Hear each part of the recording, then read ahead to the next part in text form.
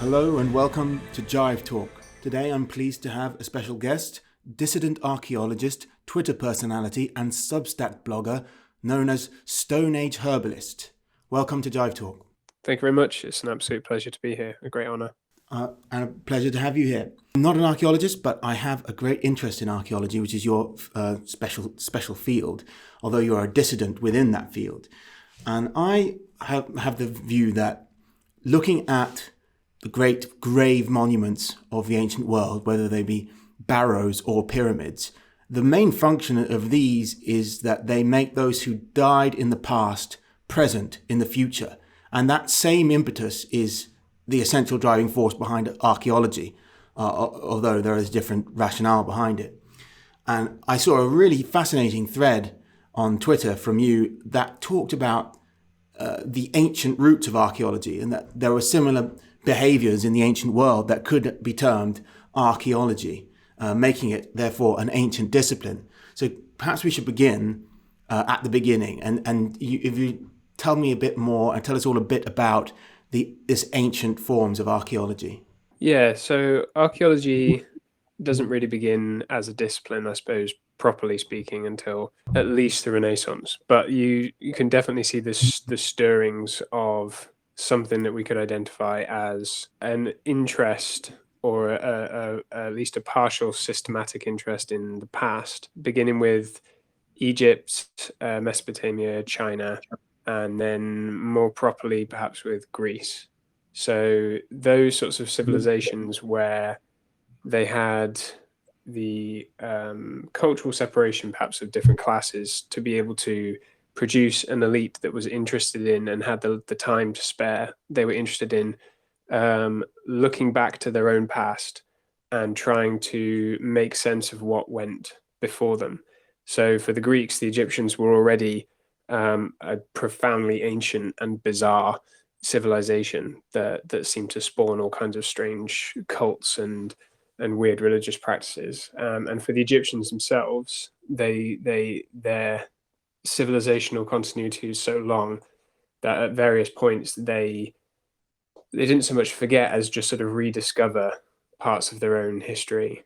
And China has its own interesting approach, which is more to do with the legitimation of a sort of cultural continuity that stretches back thousands of years. And so you get scholars who are interested in trying to make that kind of case for a long stretching civilizational claim.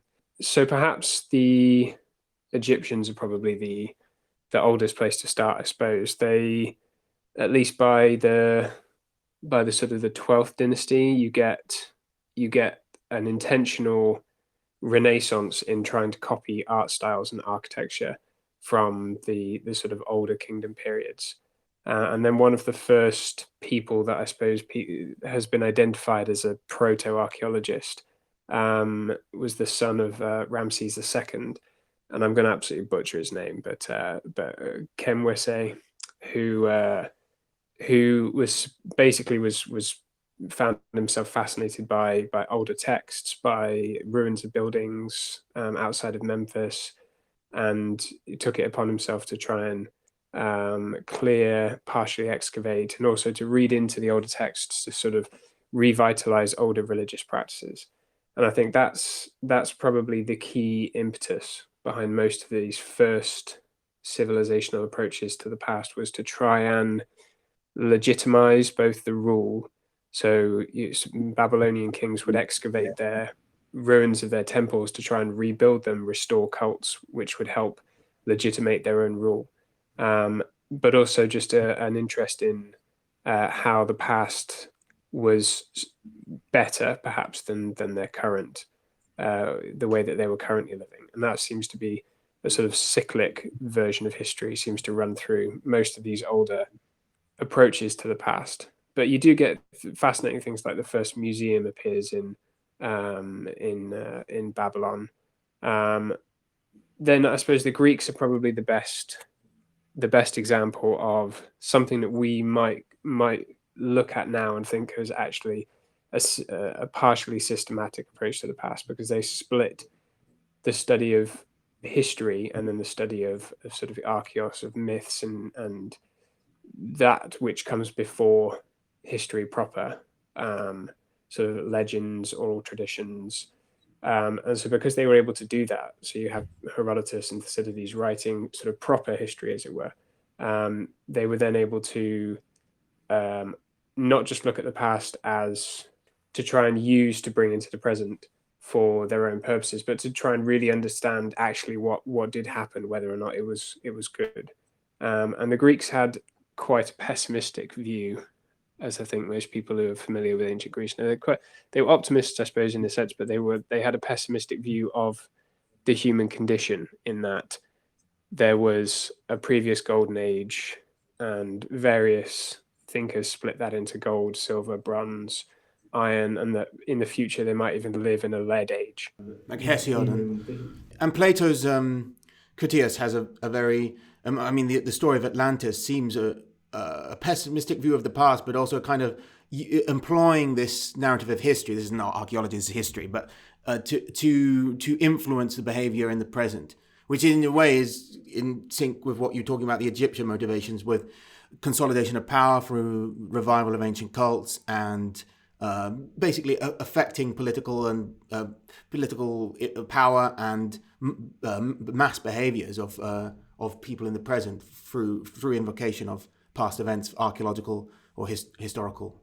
Yes, yeah, exactly that. And what I find fascinating about the Greeks is that they were able to link this to the materials themselves. So dividing up the metals into better or worse metals based on their obvious workable properties, and then Very splitting similar those to into, what modern archaeologists use today, isn't it? That this the yeah, I mean, Bronze to Age, identify the Iron Age. exactly, and they identified that perfectly to be able to narrow down the bronze and the iron, but they also put a moral quality into them. So the gold degenerates to silver, to bronze, to iron, and then to lead. But it does show that they were able to apply the study of the objects themselves and then bring a sort of moral lesson of those into the present. If we move away from the ancient for a moment and just say, how do these motivations for archaeology and history in general? It's like like archaeoanthropology of various disciplines change in the modern era and to form like the modern Western disciplines of anthropology and archaeology. Um, well, it depends where you want to pin down the time period, really. You've Because you said the Renaissance before, but I thought it was much later than that, much more recently than that. But maybe you know stuff from the Renaissance that I'm not aware of. the the Renaissance is interesting to me because it's a rediscovery of things that had gone before, that they were literally living in ruins, and they were able to find texts and try and make sense, make an ordered version of what happened before them. So you get people like Flavio Biondi, who split up the world into ancient, medieval, and modern, which was a conception that hadn't gone before. So you almost all modern archaeology is built off the foundations from the antiquarian Renaissance era, where you have a sort of Christian approach to the past, where there are definite moments in time that you can identify as being sort of splits and breaks, and the civilizations, although there is a cycle to them as they rise and fall, but there are definite moments where you can say this transition to this, and this is the time period that we live in now, and that there's some sense of going forward. And although that has waxed and waned in popularity, it's definitely stayed since the Renaissance into the modern era. So I think archaeology has always had a battle between whether you're interested in a sort of progressive view or whether you're interested in the sort of degeneration. So, was the past better, or will the future be better? And that those sorts of tensions in archaeology come out from the Renaissance. So that's why I find that Interesting. most interesting. You could describe that dichotomy as the Christian progressive versus the pagan pessimist, since many of the pagan Indo-European religions have a view of the decline of ages into the Kali Yuga or away from the Golden Age or whatever it's called towards Ragnarok. But they also have something in common, the two, though. And what I was trying to get at is how the motivations of, say, the Victorian era archaeologists? Really, that what are their motivations and justifications for their behavior? Going around with spades and digging up old things. Are they that much different from those of people in the ancient world who did this kind of thing?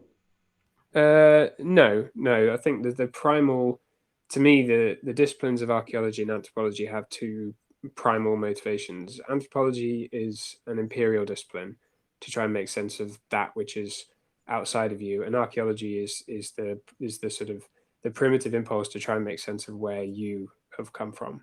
So I don't see at this most deep root, I don't see there being a great difference, although the motivations that come layered on top of those are definitely more distinct. Perhaps you could elucidate this for us, that for the Americans among the audience, because as British people, anthropology and archaeology are two separate fields, right? But in America, they're conflated. Yeah, they're conflated, and in a sense, it makes sense because American archaeology, in its context, was developed with the fact that you had the Native Americans living in amongst an Anglo-Saxon colonies and settlements. So to them, there was not only they're not only different people, but there's a gulf in the sense of their civilizational progress. So all archaeology in North America took place knowing that there were people who they considered to be perhaps left behind or have taken a different evolutionary path. So their study of the past was always tempered by them physically being there. Whereas for Europe has roughly developed along the same trajectory and had roughly the same experiences. So archaeology across Europe generally followed not exactly the same, but nothing like the American experience. So we tend to split anthropology and archaeology into separate disciplines. We can move now to the difficult contemporary era of woke archaeology. And I mean, in a sense, although this is turned like I'll ask you to describe the changes that happened over the course of the 20th century, particularly in the post-war era, that got us to where we are now, where we're talking about transgender cavemen.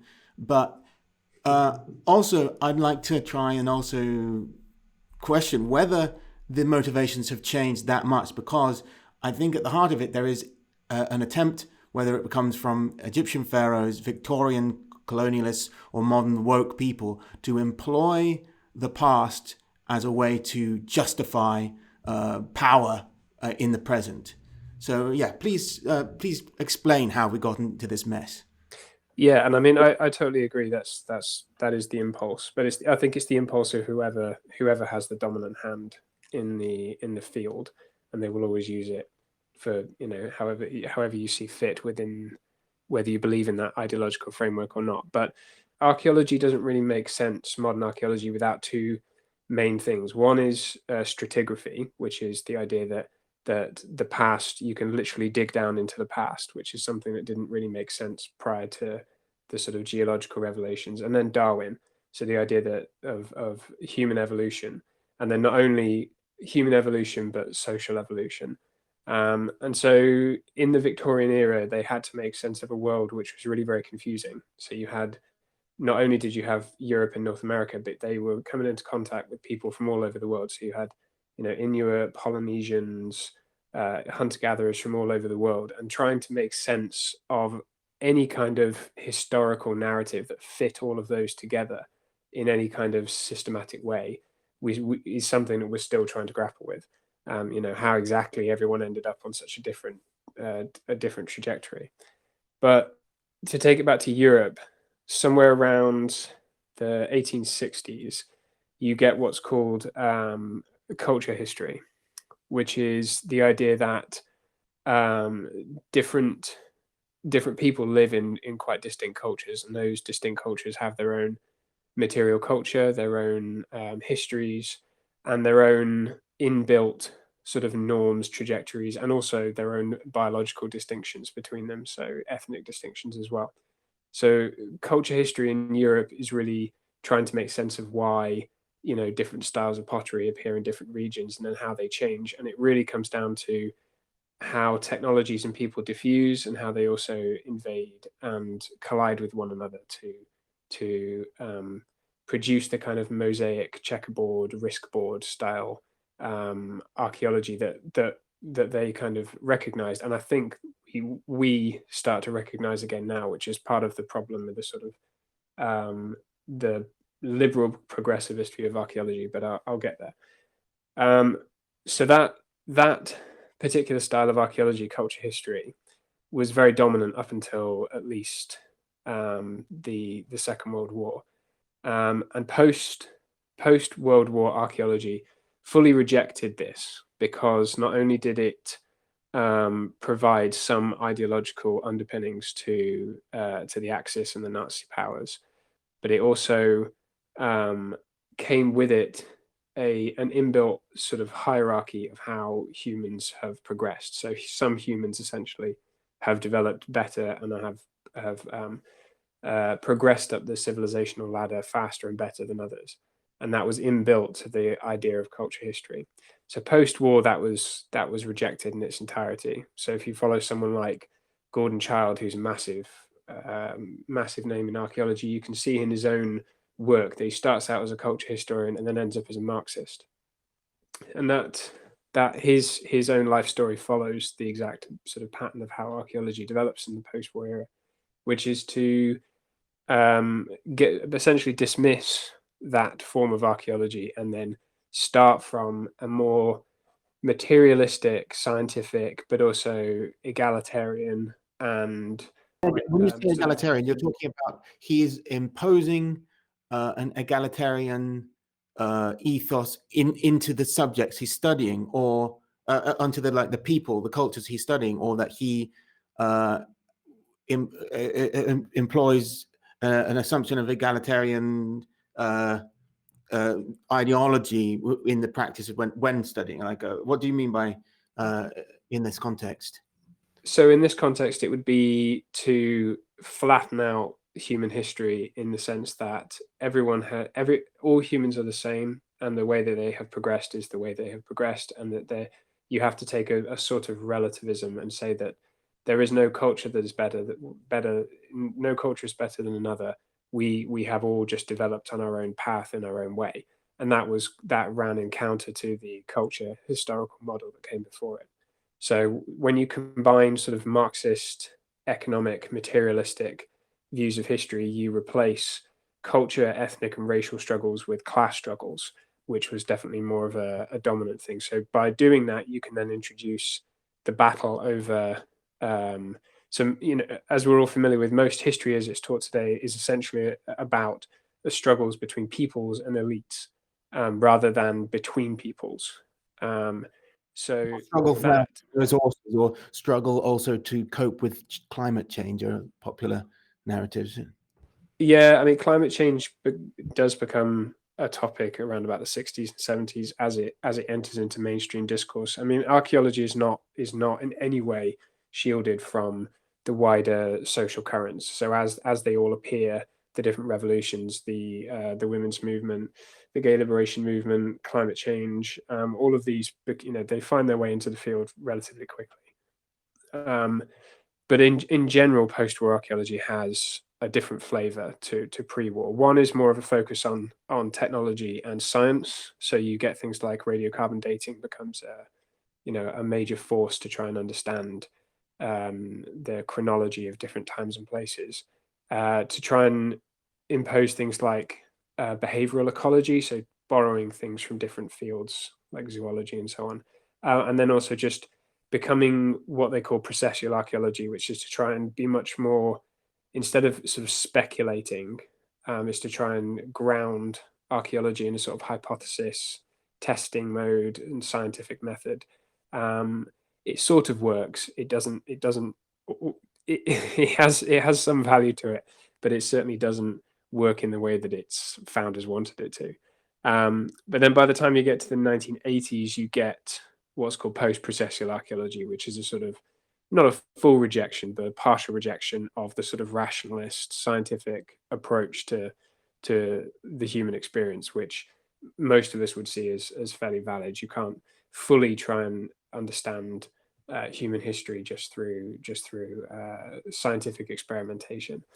So where we are now is in a sort of post processual archaeology, I suppose, where you we get to play with all these sorts of different things now. There isn't really one dominant um, there isn't really one dominant sort of approach now in archaeology, partially because we've had such a major revolution in genetics and in technology in general, just in our approach to understand artifacts and field archaeology in general. The technology has advanced so rapidly that we have the capacity to do things, and now we are somewhere in the midst of a great struggle within archaeology to really define what it's going to be for the next at least couple of decades, trying to integrate these new technologies which aren't giving people the answers that they want, and that's kind of where we're at now. Yeah, it's quite interesting to see how this has developed in even recent times. I recall in 2011 the interpretation of a corded ware skeleton as being transgender, and then this was really sensationalized in the media, talking about gay cavemen.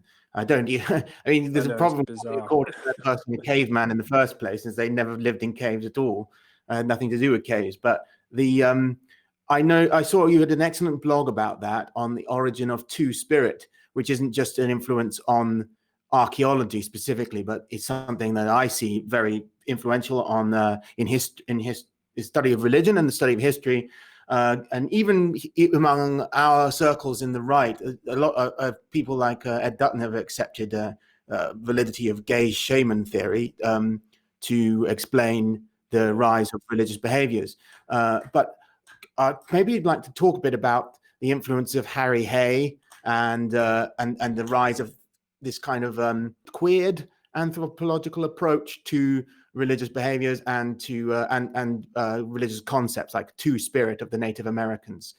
Yeah, Harry Hay is a very interesting figure. In some ways, he's quite tragic because he had an absolutely brilliant mind, but it was completely warped by well, just by what he went through in his life. But he was interested, as a lot of academically inclined gay men are. They're very interested to find out where they came from and what role they played in history.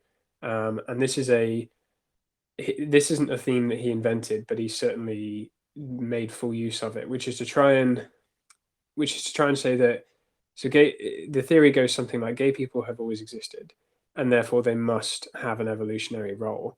And what could that role possibly be? Well, it must be set aside as some kind of special role, since there are only a few of them. And so his entire life project was to try and justify why there would be the need for a sort of a separate male culture, minority male culture within a more dominant heterosexual one. And he fell on a lot of different theories to try and make sense of it. But one thing that he sort of borrowed from the Victorians was the idea that a gay man it has a sort of two souls, the body of a man and the soul of a woman. And he found a perfect counterpart to that in a sort of very, very dodgy anthropology of Native Americans, which his predecessors then sort of ran with and have sort of taken on themselves to essentially excavate all pre-colonial history to find these people. Um, there's one justification there, and the second justification, which is more of a weaponized form, is to say that white settler colonialism has ruined the world, and there were ways of living before it, and what we should try and excavate and find those ways and essentially use them against the dominant hegemonic white supremacist framework, which is what they've done. So Two Spirit has been integrated, obviously, into the canon, at least in North America, and then the use of anthropology to justify things like transgenderism is obviously all over the place. So what you do is you do a sort of partial anthropology of different cultures and say, well, here's a third gender, or here's a sort of a spiritual role for a sort of a gay man or something, and then say, well, because they've had it, therefore what we're doing is obviously okay. So this comes back to our point from the beginning, which is that all of this looking back to the past is a way of legitimizing what you're doing in the present. It's quite dismaying to see this playing out, because it's rising in popularity before our eyes over the last 10 years. I mean, especially in my field of studying Germanic paganism, it's suddenly very common to see all kinds of claims of, well, there was a allegedly transgender Viking identified according to similar criteria that caveman 11 years ago was said to be, not caveman, but a corded wear man was said to be transgender or gay or whatever. But if I can speak to that for a second, one of the problems with that is that burial. So when you go to study a grave and you find somebody in it, archaeologists make the distinction. Obviously, it's very straightforward between the body of the person and the grave goods that person's buried with. And so those two things, which you say your grave goods and your person, they match themselves perfectly to the 1980s 1990s split between sex and gender. So what you can do very straightforwardly is say, well, yes, this is a female body or a male body, but they have been buried with the incorrect grave goods for their culture, and therefore we can interpret that as a deviant, or as somebody who is seen as having the opposite gender in their life. So unfortunately, it's just one of those unhappy accidents that it's very straightforward to mix those two things together and come up with the result that you want. But of course, the tensions are huge, because what we've actually had are decades of feminist archaeology, which is all about breaking down those gender roles. So as I said in a Substack article, if you find a female Viking, you have a lot of different possibilities in front of you now. Either they are a powerful woman, either they are a warrior, or they're actually a man, because even though the body is sexed, the grave goods are male. So actually, by the logic of some very modern bioarchaeologists, it's not a woman at all; it's a man. So that the tensions there are very powerful, and there isn't really any current consensus as to what to do with that. If anything, it just makes the subject more ambiguous. It neuters the academic who's trying to study that, but they're left incapable of arriving at conclusions about the role of that person in life, because they can't even say, what, even when in a context from the historical period, like the Vikings, about whom we have written sources about their gendered roles in their society. But then you can't even make assumptions about that using historical sources according to that approach. But no, you can't even trust the evidence in front of your eyes. If a skull looks male and would be classified as male, you suddenly have the possibility that you can't call it male, which becomes, well, it just becomes unworkable at a certain point. There are interesting things about the third gender in many cultures, though. We have written sources. There certainly are non-conforming, people who, and this feeds into that gay shaman theory I talked about, but that idea that they were liminal in the fact that they didn't conform to the gender binary, but their liminality depends on there having been a gender binary within that culture that had to be maintained in order for this liminal third gender to exist. But yeah, this is a classic dilemma within queer theories in general. Once queer has been normalized, you've lost the category of deviant altogether. So it just you end up in this constant back and forth where what you think is the normative has to be queered, and then that has to be queered in and of itself, and you have to then push that back into the past and try and make out that people were in a constant flux over not only their identity in their wider culture, but even their identity as men and women, which seems just profoundly at odds with what everybody knows about human nature. Most people don't struggle with where they sit within whatever gender framework their society allows them to have.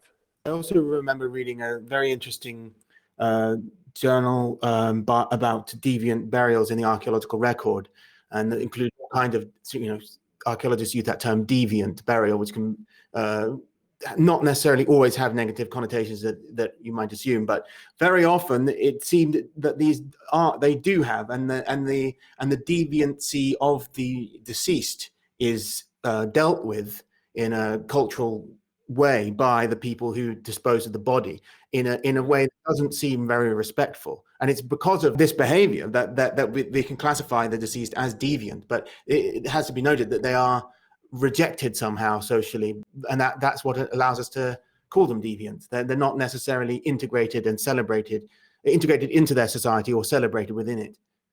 Yeah, absolutely. And deviant burials within archaeology also cover the complex topic of a deviant death, which is something that I don't know whether people talk about enough, but particularly in a non-materialistic world, the way somebody dies and the manner of their death can be very frightening, upsetting, and invite all kinds of malevolent spirits or activities within the community. So the way somebody dies will then possibly influence how they're buried. So there are plenty of grave examples in the Paleolithic and the Mesolithic, which certainly match the description of a deviant burial, and the way they appear to have been killed, or something about the way that they lived their life meant that they were pushed to the edges, and a different kind of mortuary practice was required for them. The thing I read was by Eileen Murphy from 2008. And there's this whole chapter on anglo-saxon deviant burials, which I found very interesting because at turns people try and say the Anglo-Saxons had some kind of gender equality. And then they're also showing that they disposed of the bodies of old women in a very unceremonial way, unlike how they disposed of certain young women and young men. So obviously it's hard to impose any modern moral framework onto that kind of behavior. Well, you end up in a schizophrenia where you end up saying both the past was good and bad. So you could say we can legitimize our actions today by saying that there was no gender binary in the past, or we can legitimize our actions today by saying, well, look how horribly patriarchal they used to be. So whichever way seems to work, but you end up in a complete schizophrenic mess in terms of how your theory plays out. Yeah, I've seen that in action, arguing with sort of left-wing liberal people in the humanities, where they'll switch from either it was always that way, or if it wasn't, it should have been anyway. So what difference does it make? And then not clear what they're arguing anymore. We talked about the rise of these sciences and how they get integrated into archaeology as they develop, but they don't always get integrated very well, and there can be pushback. And speaking as a historian, that I've seen that very, very strong pushback against genetics. And I actually think that the pushback for early archaeogenetics was valid to an extent because the early genetic studies relied only on uniparental markers, and they weren't always accurate because there was a lot of risk of contamination. So in that time, perhaps archaeologists and historians were right to be a little bit skeptical of genetics. I think there was less skepticism towards things like dendrochronology and isotope analysis than there was to genetics, and I think that's political. But what is your experience of ignoring genetics? And also, can you talk in your recent article about biological vitalism? You've described how there is a genetic evidence in the biosciences can sort of move us away from a Darwinian theoretical framework and kind of revive neo-Lamarckism in the form of epigenetics. That sounds very interesting. Well, yeah, I mean, those are two big topics. Genetics has been received in a very haphazard and difficult way. Certainly in prehistoric archaeology, it's had its own birth pangs and childbirth problems with trying to make sense of out of Africa theories and then human evolution theories. If you look back to the very earliest out of Africa theories, one of the core tenets was that all Homo sapiens were the same everywhere, and that they hadn't interbred with any other archaic humans. And before 2009, that was yes, everyone was saying that until the Neanderthal stuff came out. Yeah, and so that switch was quite rapid and almost uncommented on, actually, within archaeology, that people who previously were staking their careers on the idea that humans had never interbred with other archaic humans, suddenly all just found themselves agreeing, well, the data clearly shows this is the case, and the theory was modified accordingly. Sorry to interrupt, but isn't it true to say that the actual entire out of Africa theory, it rests on genetic evidence and not archaeological evidence? I think the archaeological evidence is weaker because the enormous time gaps between the different fossils and the total paucity of the fossil record in general means that it could be very easily overturned tomorrow were a new set of fossils to be found somewhere else in the world. And I mean, I've predicted on other podcasts that Southeast Asia will completely rewrite the out of Africa story in the next few decades as more and more fossils come to light. And I think we'll probably see something like an arc of hominid development sort of stretching from Southeast Asia into East Africa. But that's... We've already got the Hobbit from Flores. Yeah, yeah. And I mean, well, even going further back, I think there are sort of fragments of different sort of apes and so on that I think once the sort of different Australopithecine lines could be... Anyway, I mean, that's but to actually demonstrate that modern humans come from a specific migration out of Africa can't be shown just by finding a fossil of a skull in Asia or in Africa. I mean, my understanding is that it was entirely predicated on the fact that the haplogroups being all derived from one and from Africa. So that's the strongest case. Yeah, definitely. I mean, if you take different waves of humans, so something like Homo erectus, it seems fairly clear where and how they dispersed from. The different supposed Homo sapien dispersals, there's obviously a lot of different patchy things in the record. So, for example, there's a Homo sapien fossil that's about 250,000 years old in Greece, off the top of my head. Yeah, and it doesn't really match any kind of known wave. But you're right to say that at the moment, the molecular clock and the different ways that the haplogroups have been constructed chronologically is the kind of the foundation evidence for it.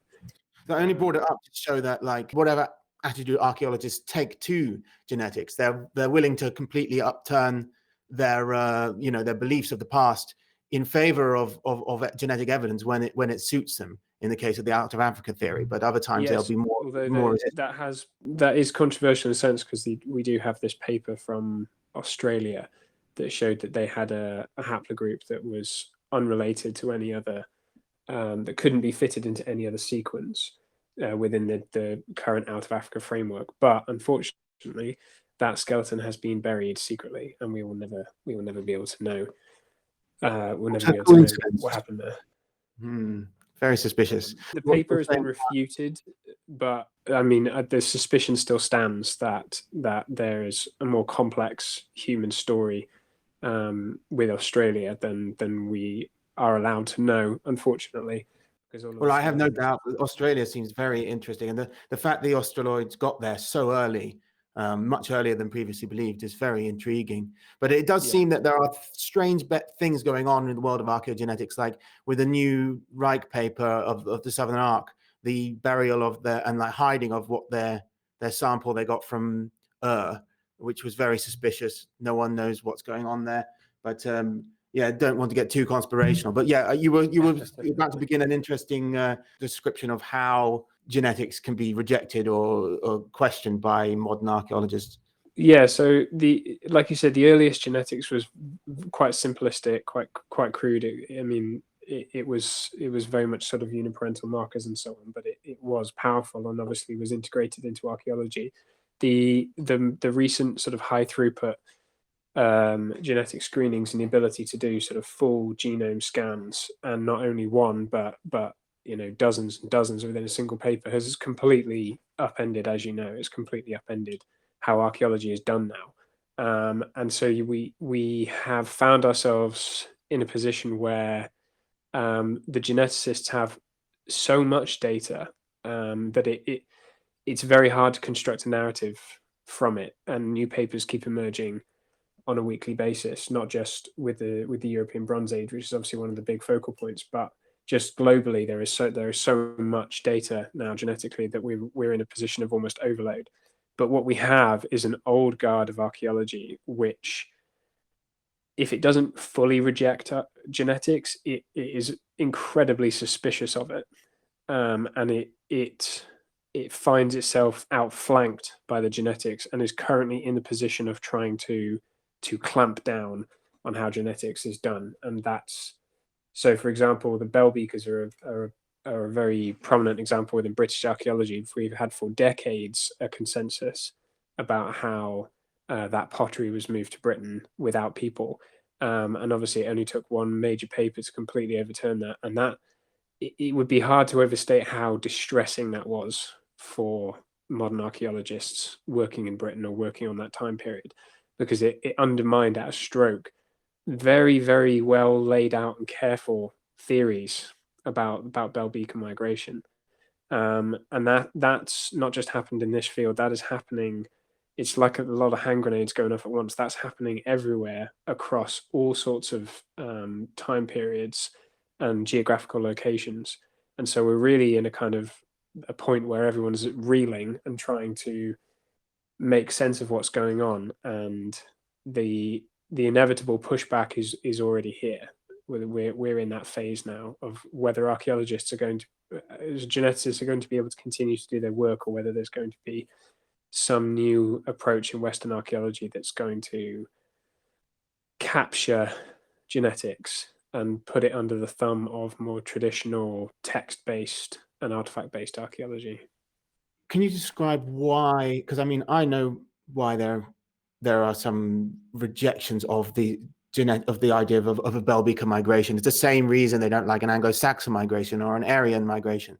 But you'd think that, considering the left generally love migrants, that they would be happy to see migrations in the ancient world. Could you just let everybody know a little bit about why they are afraid of these kind of narratives? Yeah, I mean, one of them said it on Twitter the other day. They said, we're using 19th century questions, or asking 19th century questions with 21st century technology. And as a good friend of mine pointed out, that's entirely wrong. We're using 21st century technology and getting 19th century answers.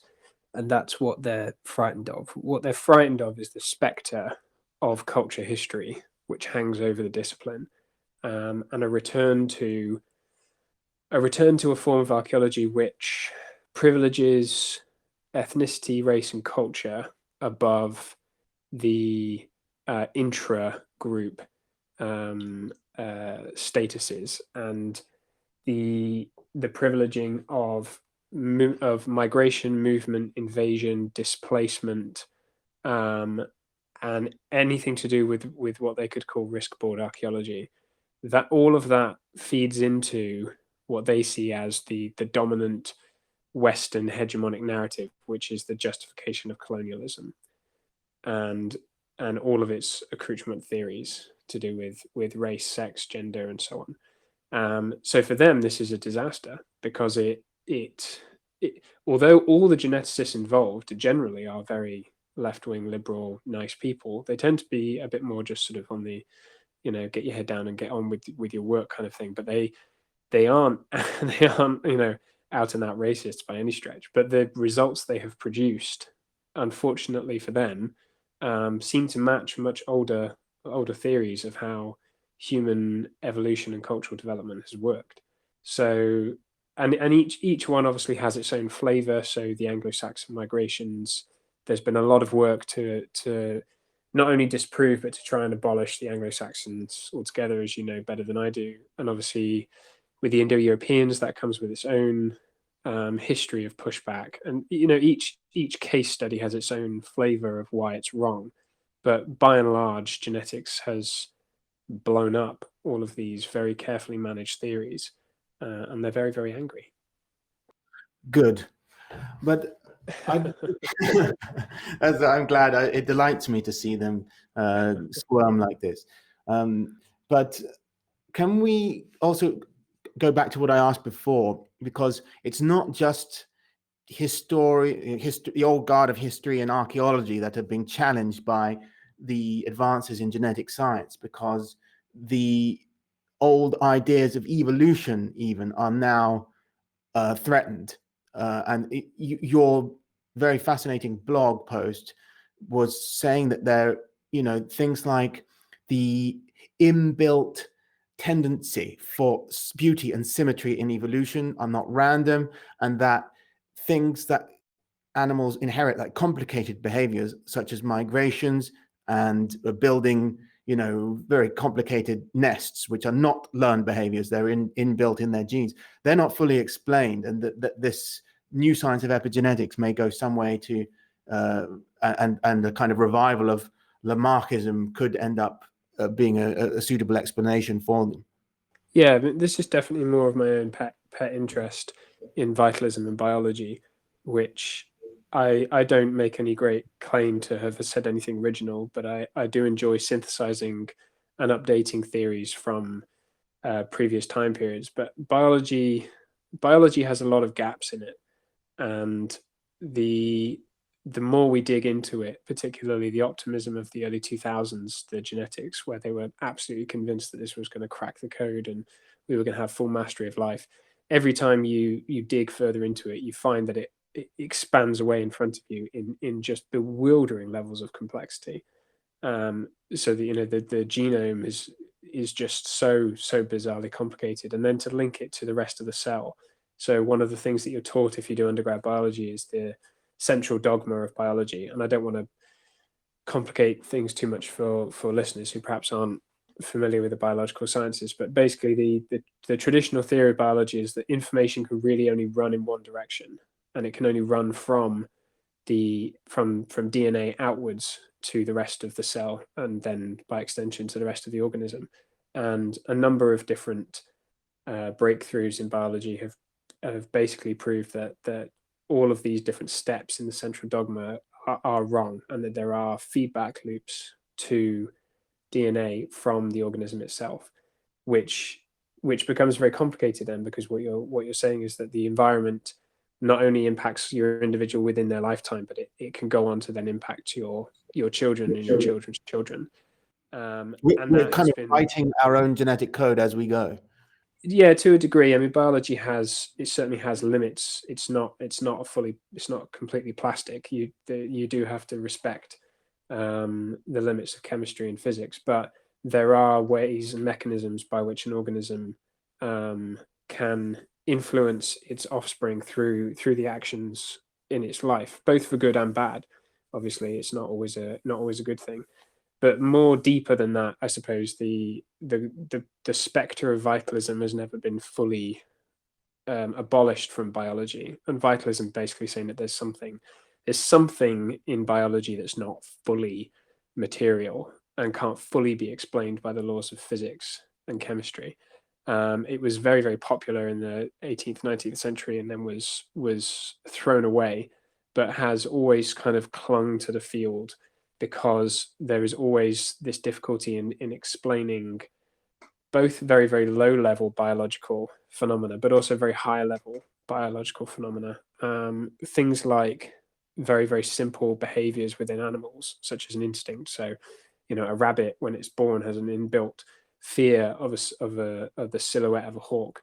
Well, that's actually very complicated to explain. You can try and explain it away with a sort of just so story of natural selection, but I don't find them very convincing personally, and I think that there is much more to how biology functions than we can really make sense with the current paradigm, I suppose. Yeah, it's almost mystical. I can see why they tried to shut it out, but similar thing Yeah, I mean, the observed effect in physics, where it's sort of that was a kind of a curveball, and no one knows how to deal with it. You know what I'm referring to, the idea that yes, in quantum physics, like particles behave differently when observed. yes, absolutely. I mean, I don't want people to go away thinking I'm anti-science. I mean, my day job is in science. I would like to see more and better rigorous science, by and large. I think science has become sloppy, if anything. But I am also of the opinion that the way that the theories of materialistic science have developed since sort of the 19th century have only got us so far. And why I don't I don't mean to throw it away. What my goal will always be is to try and integrate new ideas with science and to try and understand it at that level. Mm-hmm. I think it's the roots of science, whether in the more recent history of Christian times or earlier one, in the classical world, have often been integrated with philosophy and religion, and religion and philosophy are inseparable in their origin, because the studying the phenomena of the created world was always assumed to be a study via a proxy of the creator. So it was in no way an irreligious action to pursue science or the study of phenomena. And I take that view myself, being religiously inclined. I'm not a materialist by any stretch. I appreciate the benefits that materialism has brought, I suppose, but I also think that it comes with its own downfalls and it comes with its own problems. And I think, I don't know how best to put it. I think that more and better science is needed to break through what I think of as kind of a sort of a Reddit science, which is where we've kind of got stuck, which is a sort of worship of science for its own sake. And I think that that can be pushed through, and more creative, novel, and interesting ideas from wherever they come from can stimulate better science in the future. I agree, and I also think that idea, which is very Anglo, unfortunately, is of the idea that there's this impulse of curiosity to study for the sake of study is false. Yeah. It's a lie.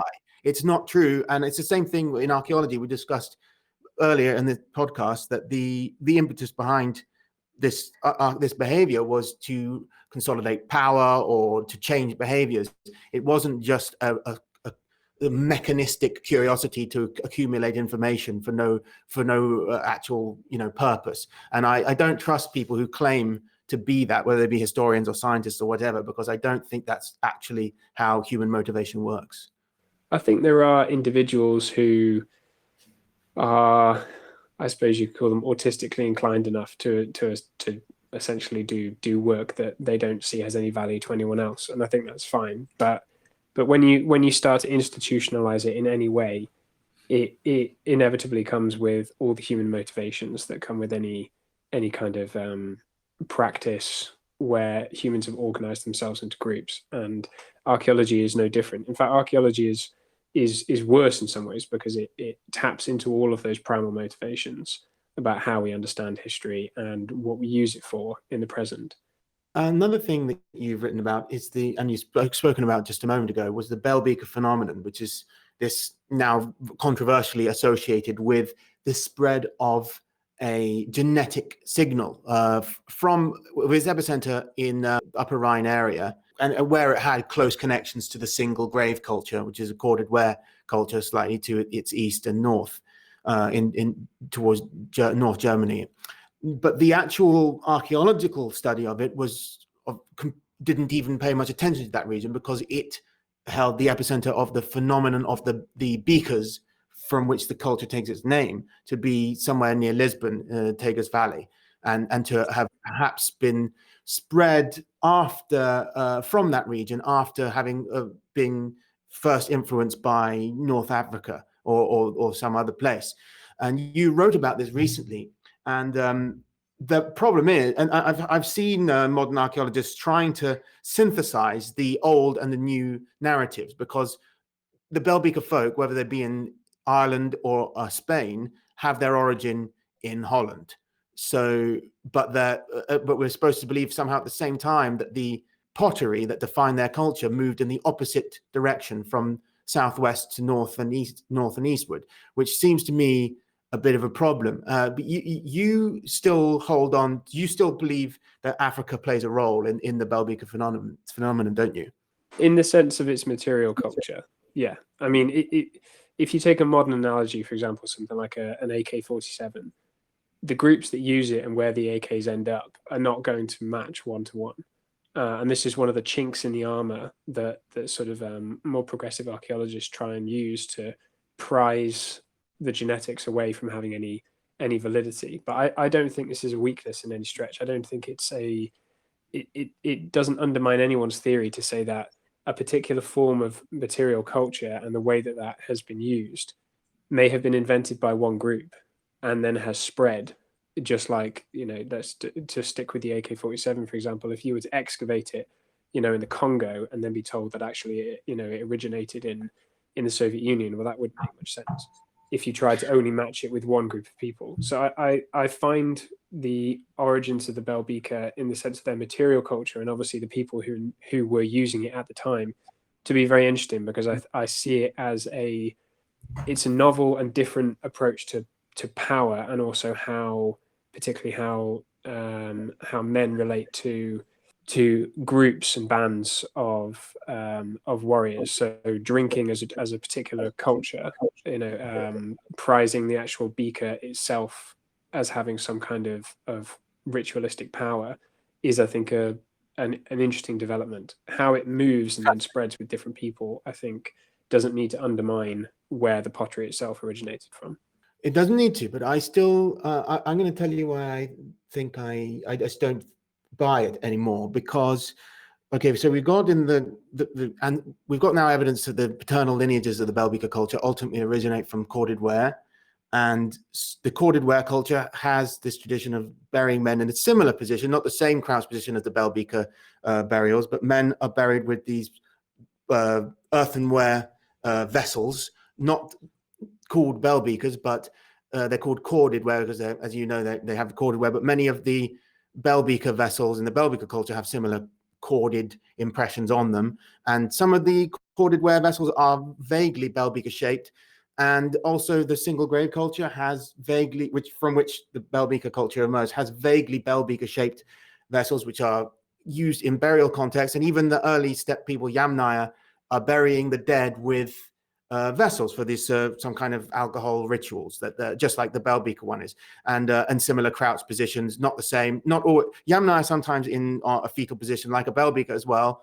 Bell beaker people buried in that way. That's one of the defining aspects of them. Buried in barrows like bell beaker as well. So much of their material culture, what would define bell beaker, the dog tooth necklaces, all found in Yamnaya, corded ware context, etc.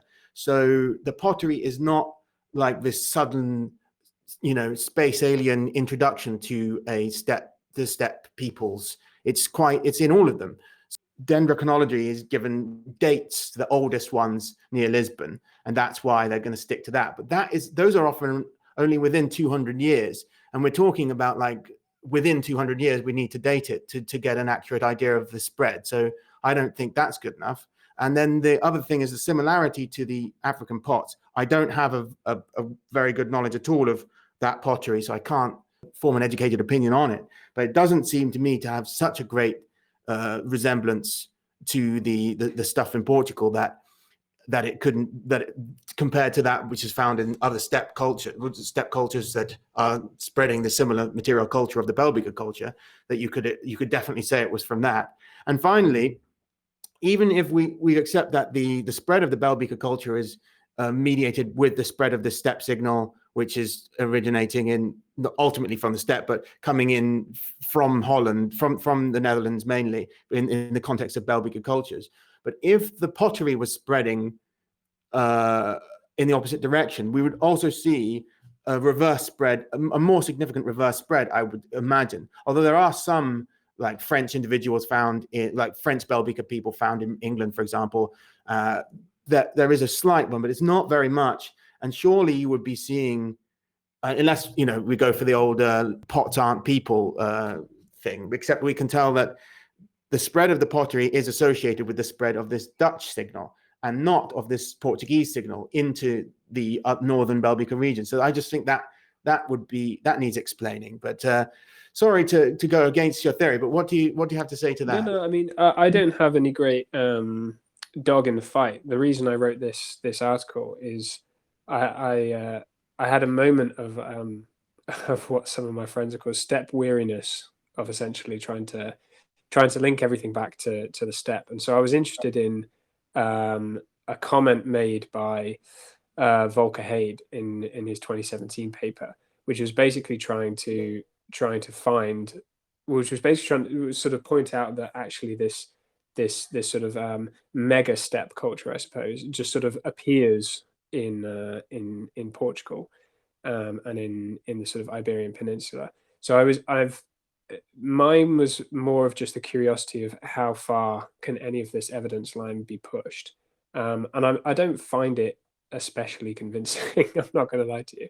I don't find the idea that that the bell beakers came from Africa or anything like this particularly interesting, but I was curious to try and see if there was any evidence out there to, if not anything to do with people movement, then certainly how different forms of material culture have appeared. So Copper Age Iberia is interesting because it is tapped into a network of exotic trade goods which have come from Egypt and North Africa.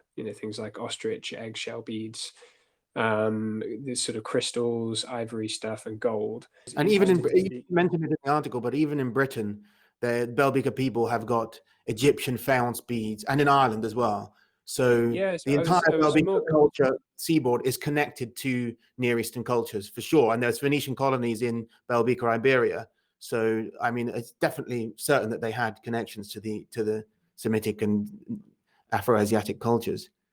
Yeah, and the other thing was to try and find where it turns out there aren't actually that many good studies on the origins of the different bell beaker pottery. So at that time period, you've got the all over ornamented bell beaker and the maritime style bell beakers. So you've got these two sort of different pottery styles. And this might be quite dry and dull for listeners, so I do apologize. But how those appeared for an archaeologist is always interesting, and I couldn't really find very much to do with it, to be honest. So where the maritime pottery style originates from, the last person to really sort of dig into it, published in 1964, and since then it's been mostly conjecture and tried to make sort of very basic connections between sort of the way that the bands were produced on the outside and so on. So I mean, like I said, I don't have any great dog in the fight for a theory of the bell beakers.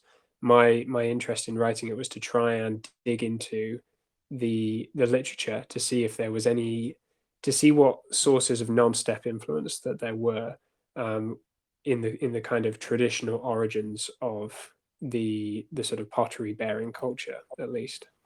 And it's a joke I see archaeologists make that most of, like, 90% of the field is just looking at potsherds, but maybe what's needed is a really thorough study of all the pottery, the Belbeaker phenomenon, to really try and pin exactly where the style originates. And it could be that it was a simultaneous influence from corded ware and North Africa in the north and the south, and then a synthesis arose to a new style of bell beaker. But I mean, the genetics would back some theory like that. But yeah, I'd love to see something more. And you also wrote about, in the same blog, about the use of sandals as symbols in Yamnaya and bell beaker and corded ware anthropomorphic stelae, but also in Egyptian and Near Eastern contexts. Yeah, I mean, this goes back to a Belgian archaeologist called Louis Serret from 1913, who basically tries to try and match up Iberian Copper Age with Egypt.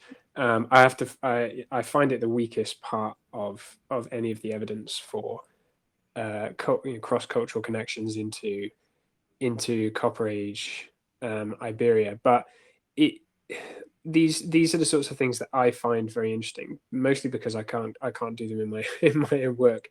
But what you have to understand with archaeology is that it's a discipline that stretches back centuries in terms of its written record. And what modern archaeologists are not encouraged to do is to read through our own literature. Most modern archaeologies, you really read only the last sort of 5 years, 10 years of studies. So off my own back, I tend to find reading older literature to be very, very interesting, because not only do theories reappear and reemerge, and obviously there's cycles of influence. So even the modern genetics obviously has predecessors in Victorian era, but I like to dig through to try and find things that don't appear in the contemporary literature, and to see whether they match with current theories.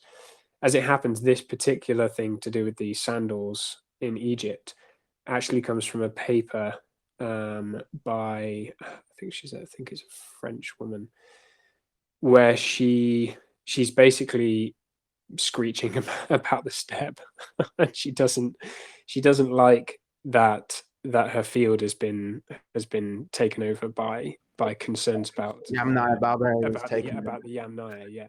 And so she tries to produce evidence. She tries to marshal a lot of evidence to suggest that Copper Age Iberia was somehow like a a holdout, and has really nothing to do with these eastern hordes. And I You've got to don't explain the eternal lineage replacement, the introduction of new burial techniques. You've got to, yeah, I mean, I you've got to don't work find it her out. work.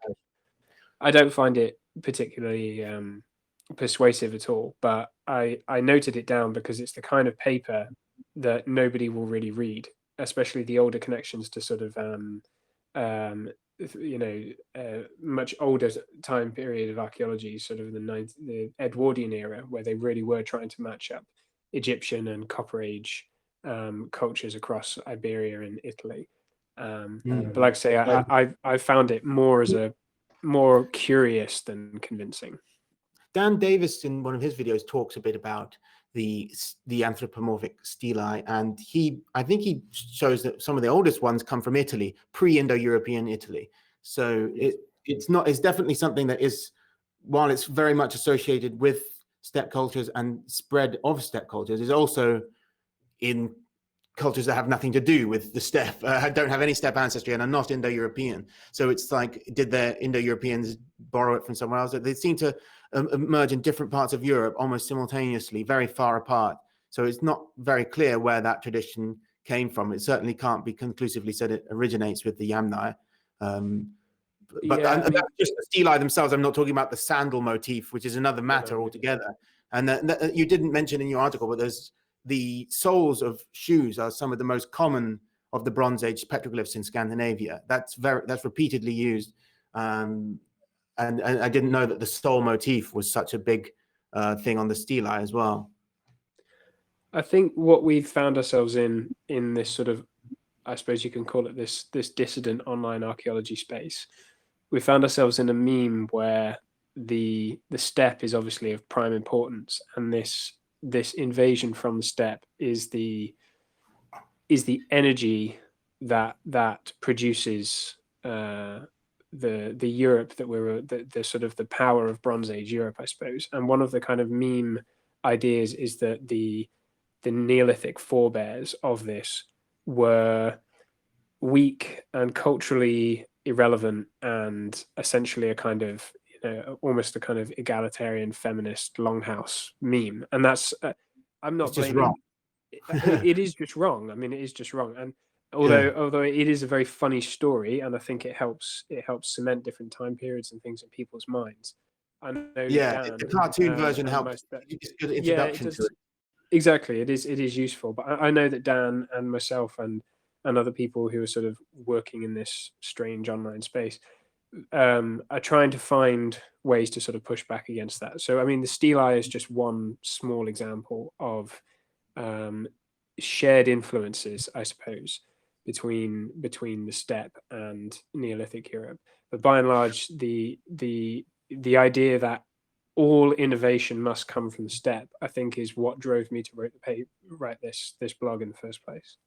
And then sometimes, in some respect, the cautious, the urge for caution on the part of the old guard among archaeologists and historians when it comes to genetics is not without merit, especially when I described the Anglo-Saxon paper recently, which shows that there is pretty much 100% British man, Iron Age British, Celtic speaking, probably maybe Latin speaking, and he is buried, or when he was born, but he's buried in a Germanic pagan context, in a barrow with weapon goods. It's probably he's converted to paganism, or if he hasn't, he has been buried by pagans who held him in such high regard that they gave him burial rites associated with their religious culture rather than the one he was born into. And that this kind of thing, I imagine, happened in during the time of the Bell Beaker expansions as well, because we see, especially in Iberia, people who aren't particularly, steppe derived, but buried in this new context. So cultural imperialism isn't always entirely mediated by, genetic replacements, but it's often accompanied by them to some extent. Yeah, I mean, the pendulum, the sort of the very, very simplistic versions of the extreme arguments. So the extreme sort of culture history argument is essentially like all people live in one culture and they have their own material culture and they go with it, and no change comes from the outside unless you smash up against somebody and you end up in conflict. The mean version of the opposite theory is something like people are individuals and they basically sort of float around the world, bumping into one another, and they sort of pass culture on as a sort of an object that they sort of pass around, but they're not really bound or tied to any particular kin or ethnic or cultural group, and they can just sort of move wherever they want. And those two are obviously both wrong. And the challenge is that I think genetics has brought culture history back in a big way, and the trap is to let it go so far that you basically sort of end up in this version where you're like, well, this one haplogroup can only use this one type of material culture. Well, obviously that's just not how humans work. So we don't want to go from pots aren't people to pots are people. We want to have precisely, yeah. Sometimes pots are people and sometimes they're not, and then we have to look at each case accordingly. Exactly. So I think that, like you said, there are more reasonable critics of the genetic revolution of the past 10, 15 years. There are more reasonable voices amongst the more hysterical ones. Some of them are completely hysterical, and some of them do have something interesting to say. And so I am trying to pay my dues and go through that literature and see what it is that they have to say about it. Another thing I enjoy reading about from you, particularly on Twitter, and something you're known for, which is not related to archaeology, is modern, near and close to modern anthropology, when you talk about obscure tropical peoples and their unusual rites. Is this something that you only get to pursue in your spare time? It's not related to your work? Yeah, absolutely. I mean, if archaeology is a difficult discipline to work in, anthropology is almost dead. I mean, in terms of what for anything that people find interesting out of anthropology. I mean, what people want from anthropology is how different other people are and all their strange customs and ways and rights. Modern anthropology bears almost no resemblance to that. Modern anthropology focuses, if you go into a bookshop and look at modern anthropology, you'll find a lot more to do with stuff like digital humanities and all this kind of thing, and there's almost nothing to do with its roots, which is to make a study of other peoples around the world. So yeah, I mean, I'd like to take anthropology back to its traditional form, which is associated, they say, with colonialism, because I guess it's like Margaret Mead and Franz Boas who sort of chucked out the old form of like just going to countries and studying different tribal peoples, but in a quite empirical way. Well, I think, like I said at the beginning, anthropology to me is an imperial discipline. So most anthropology today serves an imperial function, which is essentially a kind of American sort of hegemonic function. So, for example, if you research Papua New Guinea in terms of the anthropology, you either find sort of Victorian era anthropology, or you find very strange, like UN backed female pottery class empowerment style anthropology.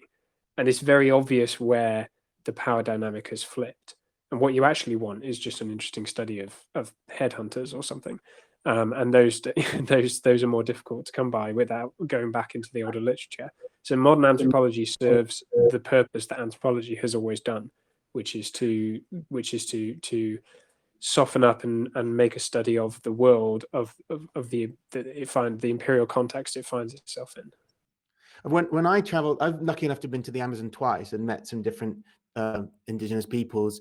And I was reading Alexander von Humboldt and things like that as I was going. Like I was trying to feel myself to be like some old British colonial, going into the jungles, which are not as unexplored as they were back in those days, but still it was quite an adventure. And I kind of feel reading, when you write about them, that you're writing in the same way, and that with that same sort of just a fascination with what humans are and can be, and how they can be so varied in their behaviors. And do you think that helps you to understand some of the archaeological stuff as well? Because I mean, for example, cannibalism was written out of like anthropology as an impossibility for a while, wasn't it? And then people started to say that couldn't have existed in the archaeological record. But now we're seeing even our Neolithic ancestors, who were the allegedly matriarchal, peace-loving people, were apparently actually cannibals in the case of the TBK culture. Yeah, I mean, I don't think there's almost any culture that doesn't have a history of cannibalism of one form or another. I would stake a lot on that. But yes, I find that going back in and approaching the studies of peoples with the sort, it's not full objectivity, but with a certain detached objectivity, and trying to meet them on their own terms as far as possible. And I think that's in the vein of the best, even the best classical anthropology, such as Tacitus and Herodotus. Those are the sorts of accounts that have lasted, because they provide, even though they're not quantitative, which is what a lot of modern studies want. It's actually in the small anecdotes and in the small stories and the vignettes and the little moments. Those actually are the things that people really take from anthropology to try and make sense of other people. Humans can be so radically different from one another that it's actually in some of the sort of the small intimate moments where you actually get a real glimpse of how completely alien other people can be. Good studies of like the Yanomama people are like this, where they just come across as being so completely and utterly different. I don't know, that's probably not the case anymore, but certainly where I like to imagine that world where people had absolutely no knowledge of, other peoples abroad. It's hard to get into that mindset today because we can relatively easily just look up people from around the world, and that kind of culture shock doesn't exist anymore. But I think it's worth bringing it back to try and make sense of how other people viewed people in the past. When you talk about prehistoric cultures going out into the world, encountering different people even 100 miles away from them, the shock must have been immense. And you have to try and internalize that in some way to really do justice to history. Otherwise, you're just playing this game of everybody has basically always been the same everywhere all the time. Yeah, they say even that this racism is associated with an inbuilt disgust reflex to otherness, which can be either physical or cultural. And I mean, you can imagine like just the prejudices that people have had around the world and throughout history are quite, naturally based on the fact that they're encountering cultures that are very different to their own, and that actually provokes a disgust reaction. They're physically repulsed by encountering a culture radically different to their own. And putting the moral aspect of that aside, that is actually how humans have experienced other humans for a lot of history. Yeah, I mean, the classic Herodotus count of the two different mortuary styles of burning and eating, provoking such horror in one another. I mean, that's exactly the mindset you have to get into to try and understand how humans have evolved and developed. Moving towards the end of the podcast, I just wanted to know, is there anywhere, any specific obscure tribe that you yourself dream of visiting and studying in an informal context, perhaps? I've always found the Pacific Northwest of America to be particularly interesting. I think they resonate because I have that deep Anglo love for kind of mist and trees and sea and a kind of grayish sort of weather. It's almost, I've been there. It's almost the same as England in terms of rain. It's extremely rainy, and it's not as pretty as England in terms of architecture and things. But I didn't get to meet any Native Americans while I was there. But their art was all over Seattle when I was in that town. They have lots of, cultural heritage on display. but they're quite well. They're quite integrated into Western society up there, aren't they? Yes, I mean, one place I'd love to go is the Haida Gwaii or the Haida Gwaii Islands. I think formerly the Queen Charlotte Islands, and they were obviously a people in and of their own right with their own language isolate. Very small islands, but still remarkably divergent from their neighbours. Both Where are those islands? The Haida, so Haida, and then Gwaii. They're off the western coast of Canada. The Queen Charlotte Islands, I think they were formerly known as. But the interior of those islands, I think there are still mysteries there to be found. It was said by a number of anthropologists to the region that the Haida didn't venture very deeply into the forests, despite the fact they lived on these very small islands for millennia, mostly because there was evil things lurking in the forest. So somewhere like that, I think there are still mysteries to be found out there. Just getting into cryptozoology sort of territory.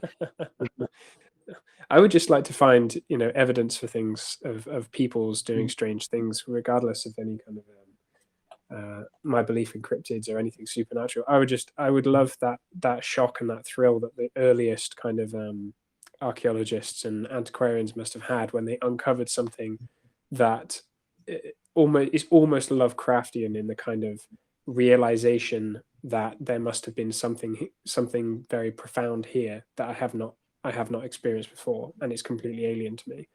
That something that changes your worldview entirely, like changes your perception of yourself within human history.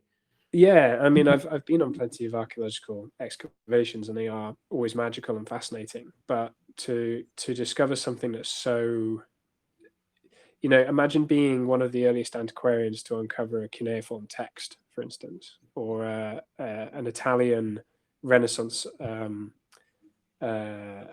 to sort of polymath to uncover, something to do with Roman architecture in its former texts.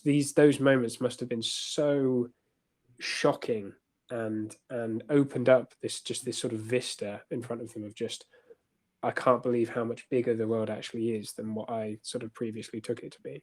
That's one of the saddest things about modernity, I think, is just the sense that there are no frontiers anymore, that there's nowhere left to explore, and we're just sort of all running around in a sort of hamster cage. So I think archaeology still has the ability to provide that shock to if you explain to someone like the Micronesian city of Nan Madol, it just completely flips their mind. I did this with some friends only a few weeks ago. Just be like, well, just wiki this one site. Like, I can't believe that I didn't know there was this mad city built on this tiny island in the middle of nowhere.